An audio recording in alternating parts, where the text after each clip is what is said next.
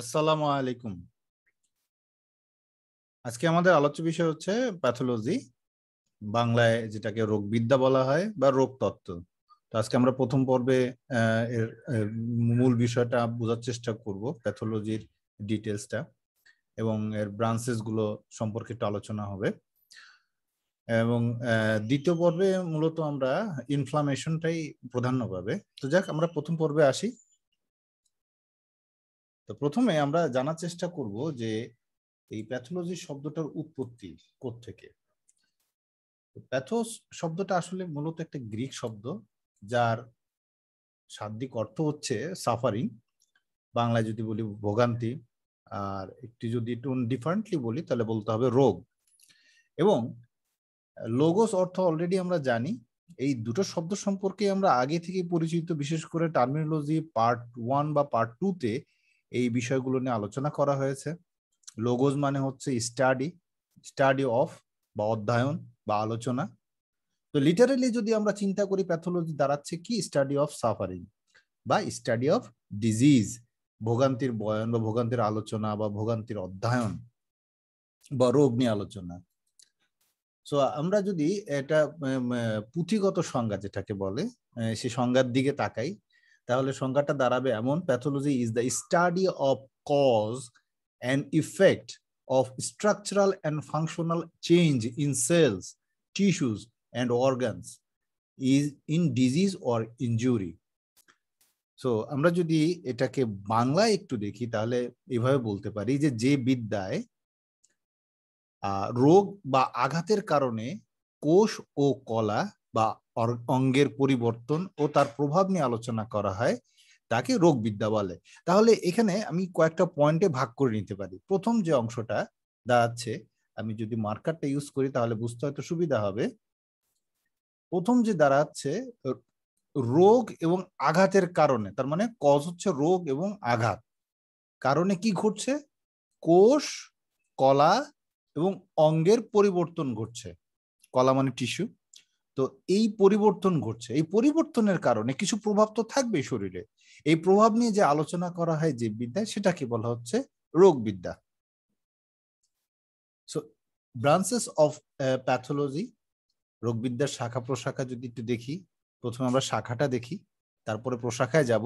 তো শাখাটা প্রথমে হচ্ছে যেটা, সেটা হলো জেনারেল প্যাথোলজি, এবং এর পরেরটা হলো সিস্টেমিক প্যাথোলজি। সিস্টেমিক প্যাথোলজি হলো প্রত্যেকটা এখানে সিস্টেমগুলো ইনভলভ, আর জেনারেল প্যাথোলজি এখানে টোটাল সেলগুলোর সম্পর্কে আলোচনা এবং এর যে পরিবর্তনের কারণে যে বা আকৃতিগত বা কাঠামোগত পরিবর্তনের কারণে এর যে প্রভাবগুলো, প্রভাবের পরবর্তী স্টেজগুলো, এগুলো নিয়ে এখানে আলোচনা করা হয় জেনারেল ফিজিওলজিতে।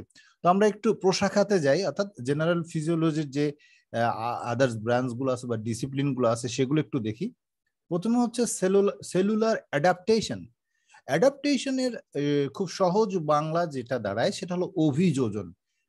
আমরা বরং আরো একটু সহজ করে যদি বলি, তাহলে বলা যেতে পারে খাপ খাইয়ে নেওয়া।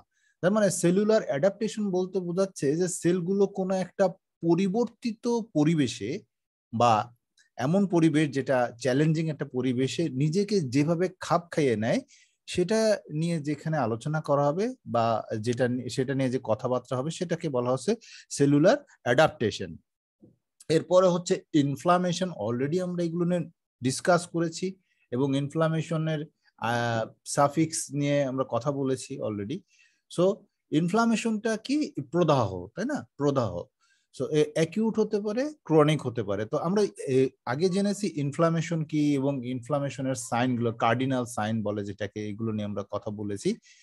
বাট আমরা এবারের চ্যাপ্টারে পার্ট 2 তে আমরা জানবো যে অ্যাকিউট এবং ক্রনিক ইনফ্লামেশন গুলো কি এবং ইনফ্লামেশন কেন হয়, এর এই ইনফ্লামেশনের হওয়ার কারণে শরীরের যে বিভিন্ন ধরনের প্রতিক্রিয়া বা এর যে উপকারিতা, এই সব কিছু নিয়ে আমরা ডিসকাস করব।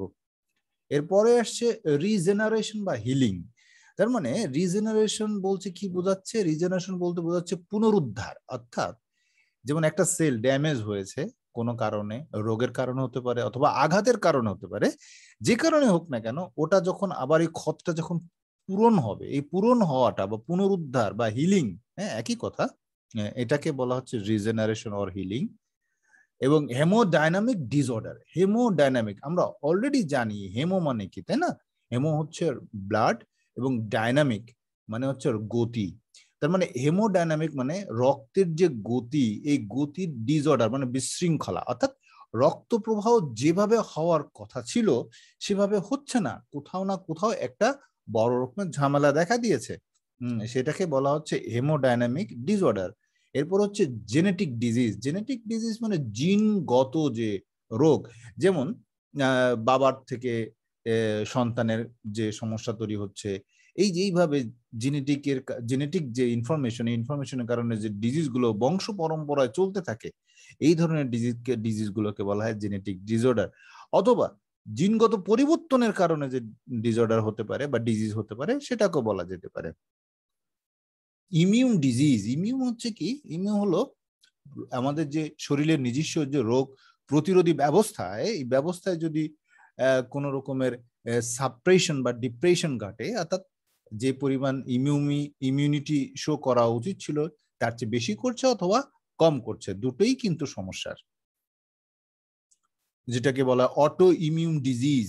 হ্যাঁ, যেখানে অথবা রিয়াকশনটা বেশি। হ্যাঁ, আবার ইমিউনো সাপ্রেসিভ ডিজিজ। ওকে, আমরা এবার আসি নিউপ্লাজম। নিউপ্লাজম মানে হচ্ছে কোন একটা সেলের অস্বাভাবিক আচরণ বা অস্বাভাবিক বংশবৃদ্ধি বা অস্বাভাবিক বৃদ্ধি, এই ধরনের কোনো ঘটনাকে বলা হচ্ছে নিউপ্লাজম বা নিউপ্লাস্টিকও বলে। Infectious disease. ইনফেকশাস ডিজিজটা কি? সংক্রামক, যেটা সংক্রমিত হয়, একজনের কাছ থেকে আরেকজনের কাছে যেতে পারে। এটা সাধারণত যে কোনো জীবাণুর মাধ্যমে ছড়ায়, যেমন আমাদের এখন যদি ভাইরাসের কথা বলি, করোনা ভাইরাস, তারপর ব্যাকটেরিয়া, অনেক ডিজিজ আছে যেগুলো সংক্রমিত হয়, এইগুলোকে বলা হচ্ছে ইনফেকশাস ডিজিজ। এই ডিজিজগুলো ইনফেকশন যখন আমাদের শরীরে প্রবেশ করে বা কোনো একটা জীবাণু বা মাইক্রো অর্গানিজম যখন আমাদের শরীরে প্রবেশ করে, তখন সে যেভাবে আমাদের শরীরে রোগটা তৈরি করে এবং তার কারণে সেলগুলো যে চ্যালেঞ্জের মুখোমুখি দাঁড়ায়, এবং এই চ্যালেঞ্জকে অ্যাডাপ্ট করতে গিয়ে তারা যে ধরনের প্রতিক্রিয়া দেখায় শরীরে, যেটাকে সাইন সিমটম, জ্বর হয়, অনেক কিছু হতে পারে, তাই না? যাই হোক, সো এরপরে আসি আমরা সিস্টেমিক প্যাথোলজি। সিস্টেম রিলেটেড, অর্থাৎ সিস্টেমের যে অঙ্গ প্রত্যঙ্গ গুলো আছে, সেই অঙ্গ প্রত্যঙ্গ গুলোর যে পরিবর্তনগুলো হয়, এই পরিবর্তনের কারণে যে সমস্যার মুখোমুখি হয়, সেটা হলো সিস্টেমিক প্যাথোলজি। সো যেমন blood vessel, heart, blood, RBC, WBC, দেখা গেল আরবিসির পরিমাণ কমে গিয়েছে, ডাব্লিউবিসির পরিমাণ কমে যাচ্ছে বা বেড়ে যাচ্ছে। হ্যাঁ, এইসবের কারণে যে সমস্যাগুলো দেখা দিচ্ছে। প্যানক্রিয়াস, তারপরে লাং, ইএনটি মানে হচ্ছে ইয়ার, তারপরে নোজ, আর টি দ্য থ্রট। সো নাক কান গলা বিশেষজ্ঞ আমরা বলি যেটা। তারপর GI, gastrointestinal tract, liver, kidney, তারপরে হচ্ছে urinary tract, breast, endocrine, skin, orthopaedics. অর্থ মানে কি? হাড়, মানে বোন রিলেটেড কিছু, নার্ভ, মাসেল এবং সিএনএস, সেন্ট্রাল নার্ভাস সিস্টেম। আরো অনেক কিছু আছে, বাট আমি আসলে যেগুলো আমাদের জানা দরকার এইগুলো নিয়ে আসলে আমি জাস্ট ফোকাস করেছি। বাট সিস্টেমিক আরো অনেক কিছু, তো সিস্টেমে আরো অনেক কিছু ইনভলভ না।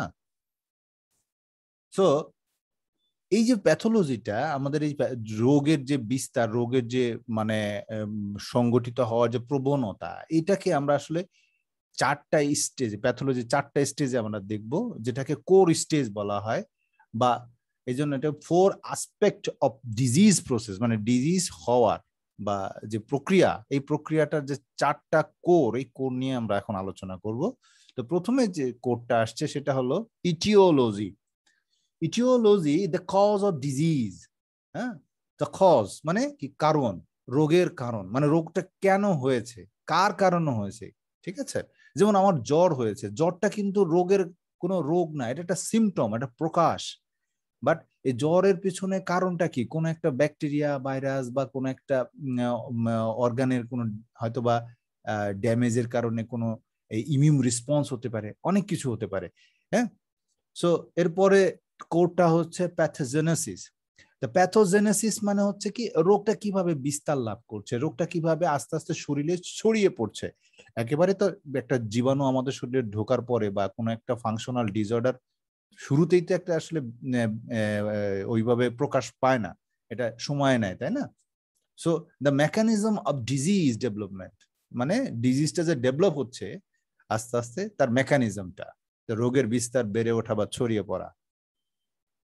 এবার আসি থার্ড নাম্বার কোর যেটা, সেটা হলো মরফোলজি। মরফোলজি এক কথায় যদি বলি তাহলে বলতে হবে এটা অ্যাবনর্মাল অ্যানাটমি।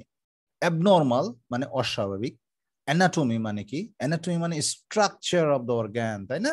স্ট্রাকচারাল যে বৈশিষ্ট্যগুলো আছে সেটা, তার মানে স্ট্রাকচারে অর্থাৎ সেল, টিস্যু, তারপরে হচ্ছে কি অর্গান, এদের স্ট্রাকচারে একটা অ্যাবনর্মালিটিস দেখা দিয়েছে। তার এক কথায় পুরোপুরি আমরা বুঝে যাব, কারণ আমরা যদি অ্যানাটমি আমাদের জানা থাকে। কিন্তু যদি আমরা একটু পূর্ণাঙ্গ সংজ্ঞায় যাই তাহলে কিরকম দাঁড়াচ্ছে বইয়ের ভাষায়, study of structural alteration of size and shape of cell and organ of the body। তার মানে কোষ, কলা এবং অঙ্গের আকৃতিগত যে পরিবর্তনটা ঘটে, এই পরিবর্তনটা কে বলা হচ্ছে মরফোলজি। হ্যাঁ, সো এর পরের যেটা সেটা হলো, যেমন এখানে একটা আকৃতিগত পরিবর্তন কি আসছে, আমরা যদি একটু ভালো মতো করে লক্ষ্য করি, এটা হচ্ছে একটা সুস্থ লিভার। এটা সুস্থ লিভার, আর এই লিভারটা একটু অসুস্থ লিভার। এই কারণ হচ্ছে কি এটা বড় হয়ে গেছে কোনো একটা ঘটনার প্রেক্ষাপটে। হ্যাঁ, হতে পারে যে কোনো ঘটনার, এটা এটা একটা ঘটনা বা একটা কজ এখানে আছে যার কারণে এই আকারটা বড় হয়ে গেছে। এটাকে বলা হচ্ছে কি হ্যাপাটোমেগালি। অলরেডি আমরা জানি হ্যাপাটো মানে হচ্ছে লিভার, মেগালি মানে হচ্ছে বড় হয়ে যাওয়া, তার মানে হচ্ছে হ্যাপাটোমেগালি, ইনলার্জ লিভার। সো আমরা এবার চলে যাব 4 নম্বর যে কোরটা, সেখানে যাব, core aspect of pathology, so অথবা disease process. So clinical consequences, আমি এটাকে সহজ ভাষায় যদি বলি, সাইন অ্যান্ড সিমটম, অর্থাৎ রোগের লক্ষণ এবং প্রকাশ। এক একজন এক একটা কজ নিয়ে ডক্টরের কাছে আসে, তাই না? এক একটা প্রবলেম নিয়ে ডক্টরের কাছে আসে। আসলে প্রবলেমটার সাথে কিন্তু রোগটা কিন্তু সম্পূর্ণ দেখা যায় আলাদা। প্রবলেম একরকম হয়, রোগের যে মূল যে কজটা সেটা কিন্তু অন্যরকম হতে পারে। তো যাই হোক, যেমন আমার বুক ব্যথা করছে, চাপ দিয়ে ব্যথা করছে, এটা একটা লক্ষণ। এই চাপ দিয়ে বুক ব্যথা করাটা কতগুলো কারণ হতে পারে, অনেকগুলো কারণ হতে পারে। কিন্তু একটা হচ্ছে ইপিগ্যাস্ট্রিক পেন, মানে আমার যে অ্যাবডোমিনের উপরের যে অংশে মানে গ্যাস ফর্ম করার কারণে ডায়াফ্রামে চাপ দিচ্ছে গ্যাস, যার কারণে একটা পেন হতে পারে, যেটা মনে হবে যে হার্টে চাপ দিচ্ছে বা হার্টে পেন হচ্ছে। এটা একটা ফলস অ্যালার্ম। হ্যাঁ, সো এই জন্য এটাকে অনেক সময় বলা হয় যে অ্যানজাইনার কাছাকাছি ধরে না হয়। আমরা পরবর্তীতে আমরা এটা দেখবো, এটা নিয়ে আর একটু ইয়া করবো।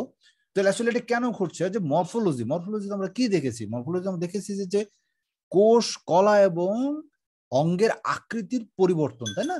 ওটা ছিল মরফোলজি। বাট আমরা এখন ক্লিনিক্যাল কনসিকুয়েন্স বা ম্যানিফেস্টেশনে এসে জানবো যে আকৃতি এবং যে পরিবর্তন ঘটলো, এই পরিবর্তনের কারণে কি কি সমস্যার মুখোমুখি হচ্ছে, হ্যাঁ, একটা মানুষ, বা কি কি সমস্যা দেখা দিচ্ছে। এটা হচ্ছে আমাদের ক্লিনিক্যাল কনসিকুয়েন্সেস। সো আমরা যদি একটু ভালো মতো করে এই কোরগুলোকে বুঝতে চাই তাহলে আমরা এই চিত্রটা একটু দেখি। এক ব্যক্তি, তার কমপ্লেন কি? তার কমপ্লেন হচ্ছে তার বুকের বাম পাশে প্রচন্ড চাপ দিয়ে ব্যথা করছে। হ্যাঁ, ক্লিনিক্যাল এক্সপ্রেশন, এই যে ক্লিনিক্যাল এক্সপ্রেশন আর ক্লিনিক্যাল কনসিকুয়েন্সেস কিন্তু সেম থিং। হ্যাঁ, ওই 4 নম্বর কোডটা এখন সবার আগে আসছে। প্রথমে হচ্ছে কি লক্ষণ বা প্রকাশ নিয়ে ডক্টরের কাছে আসলো, এনজাইনা পেক্টোরিস ডক্টর ডায়াগনোসিস করলো। এবং ডক্টর ডায়াগনোসিস কেন করলো? কারণ প্রচন্ড চাপ দিয়ে দুমড়ে মুচড়ে বুক ব্যথা হচ্ছে তার, এবং বুকটা অনেক ভারী মনে হয় এবং চারদিক থেকে যেন চেপে আসে। তার কমপ্লেন গুলো এভাবে সে বলছে।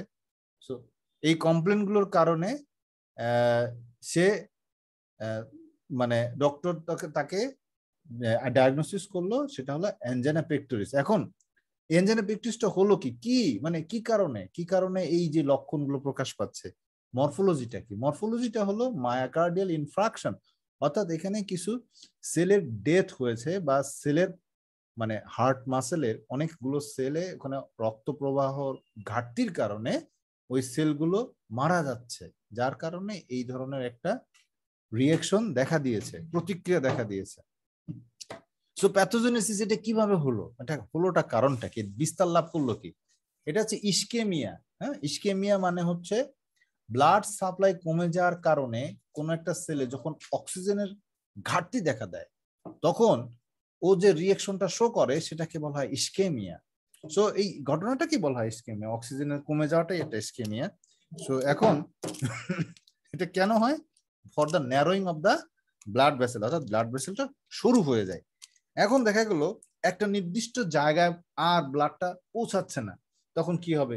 ওখানকার সেলগুলার মারা যাবে। হ্যাঁ, কারণ তার তো খাদ্য অক্সিজেন না থাকলে তো সে বেশিক্ষণ বাঁচবে না, তাই না? সো কজটা আমরা দেখলাম, প্যাথোজেনিসটা আমরা দেখলাম যে থ্রোম্বো ইম্বলিক প্লাক প্রোগ্রেশন, মানে এই ব্লাড ভেসেলের মধ্যে চর্বি জমছে, চর্বি জমে ওখানে রক্ত জমাট বাঁধছে, রক্ত জমাট বেঁধে এটা প্লাক হয়ে গেছে, ব্লক হয়ে গেছে। কোথায়? এটা করোনারি আর্টারিতে, মানে হার্টের মাসেলে ব্লাড সাপ্লাই দেওয়ার জন্য যে ভেসেল গুলো আছে সেগুলোকে বলা হয় করোনারি আর্টারি বা ক্যাড। হ্যাঁ, ক্যাড হচ্ছে ডিজিজ।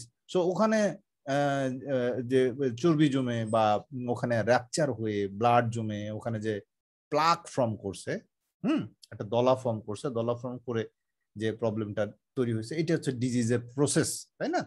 প্যাথোজেনেসিস। এরপরে আসি কজটা কি। কজটা কিন্তু অনেকভাবে হতে পারে। এই যে ক্যাড আমি এখানে লিখেছি, বাট কজটা কিন্তু ইটিওলজি, কজটা হচ্ছে আমাদের ইটিওলজি। ইটিওলজি কিন্তু কি, ক্যাড হতে পারে, করোনারি আর্টারি ডিজিজ, র্যাপচারের কারণে হতে পারে, হাইপারলিপিডিমা হতে পারে, মানে তার শরীর রক্তের পুরো চর্বির পরিমাণ অনেক বেশি, স্বাভাবিকের তুলনায় বেশি, বা তার এই যে চর্বি বলি এটাকে, চর্বি না বলে অন্য কিছু বলার কি আছে, চর্বি বলাটাই বেটার, তাই না? লিপিডিমিয়া এবং র্যাপচার কোনো কারণে হয়তোবা তার ব্লাড ভেসেলের যে ভেতরের একদম ভেতরের যে লেয়ারটা আছে ওই লেয়ারটা র্যাপচার হয়েছে, র্যাপচার হয়ে এখানে এই ঘটনাটা ঘটতে পারে। অথবা ওখানে একটা প্লাক ফর্ম করেছিল, ক্যালসিফাইড হয়ে ক্যালসিয়াম জমে প্লাক ফর্ম করেছিল এবং রক্তের প্রচন্ড প্রেসারের কারণে প্লাকটা ভেঙে গেছে, ভেঙে গিয়ে আবার ছোট ছোট রক্তনালীগুলোকে ব্লক করে দিয়েছে। সো এই যে ঘটনাটা, তার মানে এখানে আমি একই সাথে দেখলাম কি ইটিওলজি দিয়ে শুরু, মানে কিন্তু রোগী কমপ্লেন করে কি নিয়ে, রোগী যখন ডক্টরের কাছে আসে সে কিন্তু ইটিওলজি এগুলো এগুলো তার, সে কিন্তু আসলে ক্লিনিক্যাল এক্সপ্রেশন বা ক্লিনিক্যাল কনসিকুয়েন্সেস নিয়ে আসে। হ্যাঁ, সো আমরা যদি এখন এই ভদ্রলোকের যে কিনা যে ডক্টরের কাছে এসেছেন তার যদি ক্লিনিক্যাল কনসিকুয়েন্সটাকে একটু ভেতরের দিকে নিয়ে যাই, আমরা প্যাথোজেনেসিসটা যদি একটু চিত্রের মাধ্যমে বোঝার চেষ্টা করি, তাহলে কি দেখা যাবে? তাহলে দেখা যাবে যে এই যে তার ব্লাড ভেসেলে, হ্যাঁ, এই যে ফ্যাট ডিপোজিট হচ্ছে, এই যে ফ্যাট ডিপোজিট হয়ে গেছে, তার লুমেনটা হচ্ছে এটা, এই যে এটা হচ্ছে লুমেন, ব্লাড লুমেন। বাট এই যে এই যে অংশগুলো এটা পুরাটাই ফ্যাট, হ্যাঁ, ফ্যাট ডিপোজিট হয়েছে এই জায়গায়, এতটুকটা ফ্যাট ডিপোজিট হয়েছে এবং ব্লাড ভেসেলটা সরু হয়ে গেছে, ন্যারো হয়ে গেছে। তাহলে এখন যদি আমরা এখানে একটু লক্ষ্য করি, এই জায়গাটা লক্ষ্য করি, মানে হার্টের এই জায়গাটা লক্ষ্য করি, তাহলে আচ্ছা এটা মোটা করে নেই তাহলে আর বুঝতে যদি সুবিধা হবে। Like highlighted,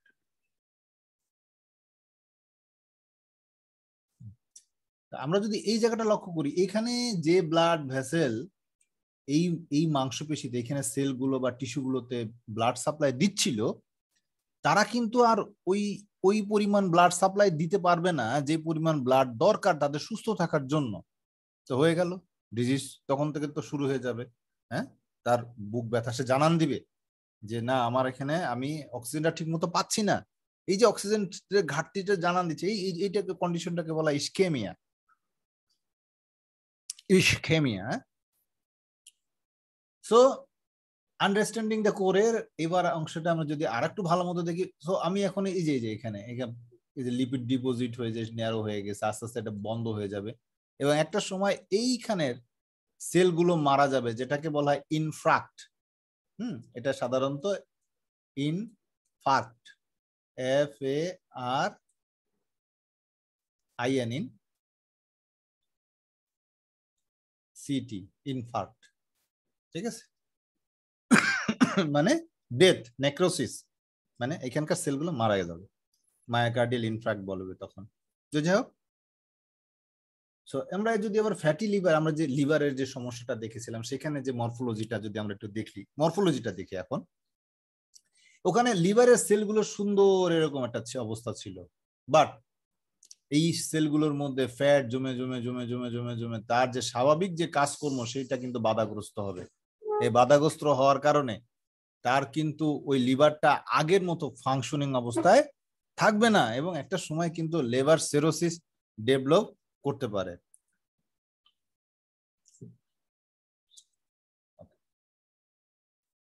So, father of the modern pathology. So, Rudolf Virchow. So, Rudolf Virchow 1821 সালে জন্মগ্রহণ করেছে, 1902 সালে মারা গেছেন। তো তার একটা মানে সুন্দর কথা আছে, all disease are the result of visible cell abnormalities। তার মানে সে বলছে যেহেতু আমরা হিউম্যান বডি ট্রিলিয়ন অফ সেলের সমন্বয়ে গঠিত, অর্থাৎ আমাদের এই পুরো বডিটাই কিন্তু সেলের সমন্বয়, সুতরাং এখানে ডিজিজ বলতে কি বোঝাবে? শুধুমাত্র এই সেলগুলোরই অ্যাবনর্মালিটিস, কোন রকম অস্বাভাবিকতা। তাহলে আমরা এখন সেলুলার অ্যাডাপ্টেশন এটা নিয়ে একটু কথা বলবো। The ability of cell to respond to a virus type of stimuli and adverse environmental change। আমরা যদি কথাগুলো একটু ভালো মতো খেয়াল করি, যে অ্যাবিলিটি মানে সামর্থ্য, সেলস টু রেসপন্ড মানে কোন উদ্দীপনায়, কোন মানে উদ্দীপনা বলতে স্টিমুলি, রেসপন্স মানে কি প্রতিক্রিয়া, হ্যাঁ, বা প্রতিক্রিয়াটাই সবচেয়ে মানে ভালো হয়। To various type of stimuli and adverse environment মানে পরিবর্তিত পরিবেশে বা পরিবর্তিত পরিবেশে বা চেঞ্জিং পরিবেশে একটা সেল যে প্রতিক্রিয়াটা দেখায় সেটাই হচ্ছে গিয়ে আমাদের সেলুলার অ্যাডাপ্টেশন। তা বিরূপ পরিবেশে বা উদ্দীপনার সাথে কোনো কোষের প্রতিক্রিয়া দেখানোর অথবা খাপ খাইয়ে নেওয়ার যে সামর্থ্য, সেই সামর্থ্যটাকে কি বলা হচ্ছে? Cellular adaptation. তো এই সেলুলার অ্যাডাপ্টেশনটা কয় ভাবে করতে পারে? একটা হচ্ছে ট্রফি, একটা হচ্ছে প্ল্যাসিয়া, এটা সাফিক্সটা। তো ট্রফি মানেও গ্রোথ, প্ল্যাসিয়াও গ্রোথ। সো ট্রফিটা হচ্ছে কি ইনক্রিজ ইন সাইজ, আকারে বৃদ্ধি পাওয়া, সংখ্যায় না, আকারে বৃদ্ধি পাওয়া। আচ্ছা, এটা হবে না, আকারে বৃদ্ধি পাওয়া। আর প্ল্যাসিয়া এটাও গ্রোথ, হ্যাঁ, দুইটাই growth, but increase in number মানে সংখ্যায় বৃদ্ধি পায়। তাহলে আমরা যদি একটু দেখি, এখানে একটা স্বাভাবিক সেলের আকার দেখা যাচ্ছে, এই সেলগুলো যদি আকারে বড় হয়ে যায় তাহলে এটাকে বলা হবে ট্রফি, আর এটা যদি সংখ্যায় বেড়ে যায় তখন বলা হবে প্ল্যাসিয়া বা হাইপার প্ল্যাসিয়া হতে। এখন এই ট্রফি এবং প্ল্যাসিয়া কত ধরনের হতে পারে আমরা এখন সেটা দেখি। তো প্রথমে এইগুলো একটা নর্মাল সেল সাইজ, নর্মাল সাইজের সেল দেখানো হচ্ছে। এই সাইজটা যদি ছোট হয়ে যায়, আকারে চুপসে যায়, তার মানে শ্রিঙ্ক করায়, তার মানে এখানে যে জলীয় অংশের পরিমাণ কমে যেতে পারে, এখানে সেলের ভেতরের যে কম্পোনেন্ট গুলো আছে সেগুলো কমে যেতে পারে, অনেক কারণে এই ঘটনাটা ঘটতে পারে। এটাকে বলে অ্যাট্রফি, হ্যাঁ, মানে গ্রোথই নাই, মানে গ্রোথ হচ্ছে না। এ মানে কি অ্যাবসেন্ট, ট্রফি মানে গ্রোথ, অ্যাট্রফি মানে গ্রোথ হচ্ছে না, ঠিক আছে। আর যদি এটা স্বাভাবিকের তুলনায় আকারে বড় হয়ে যায়, বড় হয়ে যাওয়ার কারণে দেখা গেল অর্গানটা বড় হয়ে গেছে, তখন এটাকে বলা হবে কি হাইপার ট্রফি, হাইপার ট্রফি। এবং দেখা গেল যে 4টা সেল ছিল হয়ে গেছে তার চেয়ে তো অনেক বেশি, তখন এটাকে কি বলা হবে? হাইপার প্ল্যাসিয়া। এবং এই যে হাইপার প্ল্যাসিয়াটা ঘটলো, এই ঘটনার মধ্যে দেখা যাচ্ছে কিছু সেল আছে যেগুলো ওই স্বাভাবিক সেলের মতো না, অন্য কিছু সেল দ্বারা রিপ্লেসড হয়েছে। তার মানে যেই সেলগুলো থাকার কথা ছিল হাইপার প্ল্যাসিয়াতে দেখা গেলো একই সেম সেল দিয়েই এটা সংখ্যায় বেড়েছে, বাট এখানে সেম সেল নাই, হ্যাঁ। সো এটাকে বলা হবে কি মেটাপ্ল্যাসিয়া, বাট অনুরূপ একরকম। বাট আমি যদি দেখি যে না অনুরূপ সেল নাই এখানে, একই রকম একই টাইপের সেল নাই, হ্যাঁ, বা একই গোত্রভুক্ত একই রকম দেখতে না, different type of cell grow করছে, তখন এটাকে বলা হবে ডিসপ্ল্যাসিয়া। থাকার কথা ছিল 4টা হয়ে গেছে 10টা, বাট 10টা আবার সেম সাইজের না। সো এরপরে আসছি আমরা হাইপারট্রফি এন্ড হাইপারপ্লাসিয়া দুটোই হতে পারে, অর্থাৎ সংখ্যাও বেড়ে গেছে আবার আকারও বেড়ে গেছে। দুটো ঘটনায় ঘটেছে। একটা অর্গানে 10টা সেল থাকার কথা ছিল, সেখানে হয়ে গেছে 20টা সেল। সেটা তো গেল একটা প্রবলেম। তার উপর হয়েছে কি, ওই 20টা সেলের আকারও বেড়ে গেছে, তখন আর একটা প্রবলেম যুক্ত হলো। যেমন তখন কি হচ্ছে, হাইপারট্রফি এবং হাইপারপ্লাসিয়া একসাথে তখন এটাকে করা হবে। তো আমরা যদি এই 5 সেলুলার অ্যাডাপ্টেশন টু ইনজুরি, কোন একটা আঘাতের কারণে যে তার সেলগুলো যে অ্যাডাপ্ট করার যে চেষ্টা করা, এই চেষ্টা করাগুলোকে আমরা যদি একসাথে দেখি তাহলে কি দেখলাম, এট্রফি, হাইপারট্রফি, হাইপারপ্লাসিয়া, মেটাপ্লাসিয়া, ডিসপ্লাসিয়া। এবং সেলুলার ইনজুরিতে সাধারণত এই 5টা পরিবর্তনই দেখা যায় অ্যাডাপ্টেশনে। এবার আসি আমরা cellular injury. What is injury? Injury মানে আঘাত, তাই না? তো আমরা যদি এখানে দেখি টু মাচ স্ট্রেস, হ্যাঁ, too much stress that exceed the cell's adaptation capacity due to internal and external change of environment. তার মানে কি দাঁড়াচ্ছে, এনভায়রনমেন্টের এক্সটার্নাল এবং ইন্টারনাল চেঞ্জের কারণে যে সেলগুলোর মধ্যে যে টু মাচ স্ট্রেস দেখা দেয় সেটাকেই বলা হচ্ছে কি, ইনজুরি, সেলুলার ইনজুরি। তো আমরা বাংলায় যদি দেখি, অনেক বেশি বাহ্যিক এবং আভ্যন্তরীণ চাপ যা একটি কোষের স্বাভাবিক ধারণ ক্ষমতার বাইরে, ফলে কোষের যে ক্ষতি সাধন হয় সেটাই হচ্ছে সেলুলার ইনজুরি। সেলুলার ইনজুরির মধ্যে কি কি দেখা যেত, সয়েলিং, এই যেখানে একটা নর্মাল সেল দেখা যাচ্ছে, নর্মাল সেলে এখানে সেলুলার ইনজুরির কারণে কি হচ্ছে, মাইটোকন্ড্রিয়ার সোয়েলিং দেখা যাচ্ছে, মাইটোকন্ড্রিয়ার। তারপরে এখানে এন্ডোপ্লাজমিক রেটিকুলামের সোয়েলিং দেখা যায়। সোয়েলিং মানে কি? সোয়েলিং মানে ফুলে ওঠা, তাই না? সেলের ভেতরে আকৃতিগত যে পরিবর্তন দেখা যাচ্ছে, তাই? এবং দেখা যাবে যে এর যে মেমব্রেন, হ্যাঁ, ফসফোলিপিডের যে মেমব্রেনটা ড্যামেজ হয়ে যাবে। মেমব্রেনটা ড্যামেজ হয়ে এই যে এই সাইডের মেমব্রেনগুলো ড্যামেজ হয়ে যাবে, মাইটোকন্ড্রিয়াও পারমাবিলিটি বেড়ে যাবে। তো নানা ধরনের সমস্যা দেখা দিতে পারে সেলুলার ইনজুরিতে। টাইপ অফ ইনজুরি কয় ধরনের, রিভার্সিবল হতে পারে আবার ইরিভার্সিবল হতে পারে। রিভার্সিবল ইনজুরিটা কি, cell can recover and return to their normal condition, অর্থাৎ সেলগুলো আবার আগের অবস্থায় ফিরে আসে, নর্মাল কন্ডিশনে ফিরে আসে। আর ইরিভার্সিবলের ক্ষেত্রে সেলগুলোর আগের অবস্থায় ফিরে আসে না, কারণ তারা মারা যায়। হ্যাঁ, cell cannot recover or return to their normal condition because the injury is so severe or lethal that cause cell death. So reversible ইনজুরিতে কি হয়, সেলুলার সোয়েলিং হয়, এই যে সোয়েলিং দেখা যাচ্ছে, সোয়েলিং হয় কি অবস্থা, এই যে একটা সেলের ভিতরে ফুলে উঠেছে, তরল অংশের পরিমাণ বেড়ে গেছে, ঠিক আছে, পারমিয়াবিলিটি বেড়ে যাওয়ার কারণে ঘটনাগুলো ঘটেছে।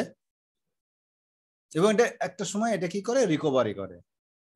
আবার ফ্যাটি চেঞ্জ কি কারণে, কিছুক্ষণ আগে আমরা দেখলাম যে ফ্যাটি লিভারের ক্ষেত্রে এই যে ফ্যাটি চেঞ্জ, হ্যাঁ, লিভারের সাইজটা বড় হয়ে যায় এবং তার ভেতরে বেশ কিছু ঝামেলা তৈরি হয়, যে ফ্যাট সেল, এগুলো হচ্ছে সব ফ্যাট সেল।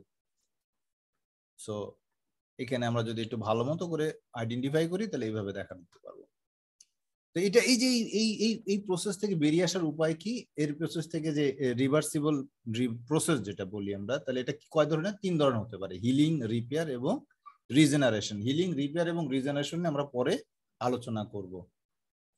এরপরে আসছে রিভার্সিবল চেঞ্জ। রিভার্সিবল চেঞ্জ হচ্ছে সেল ডেথ।